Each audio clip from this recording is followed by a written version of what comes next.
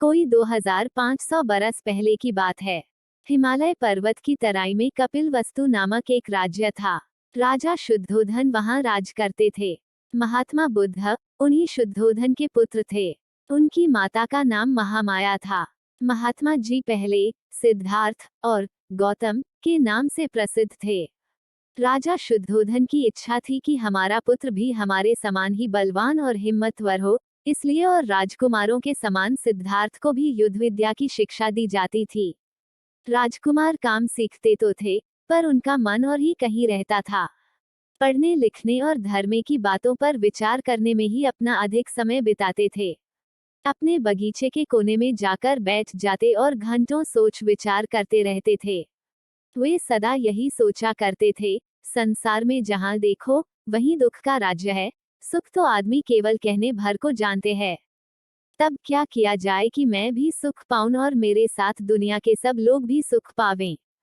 यही सब सोचते सोचते सिद्धार्थ का मन दुनिया से दूर होता गया। एक दिन राजकुमार सिद्धार्थ नगर में घूमने गए। रास्ते में उन्हें कई बूढ़े, रोगी और मुर्दे दिखाई दिए। उन्होंने उनकी हालत पर बहुत विचार किया।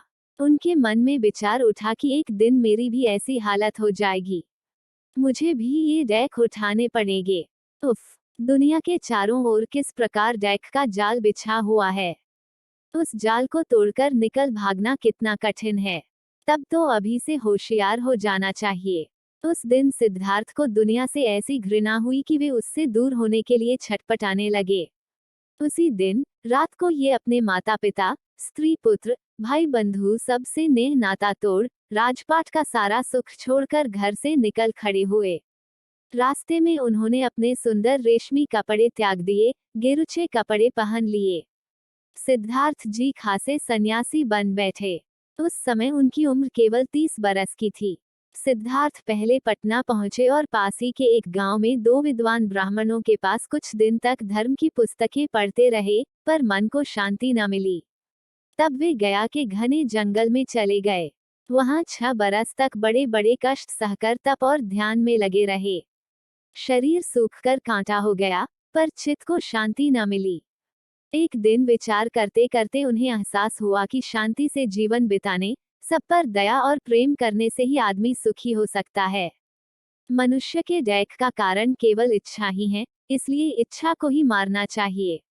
इस बात के सूझते ही सिद्धार्थ को बड़ी शांति मिली। तभी से वे महात्मा बुद्ध के नाम से प्रसिद्ध हुए। इसके बाद महात्मा जी सब लोगों को अपने विचार सुनाने लगे।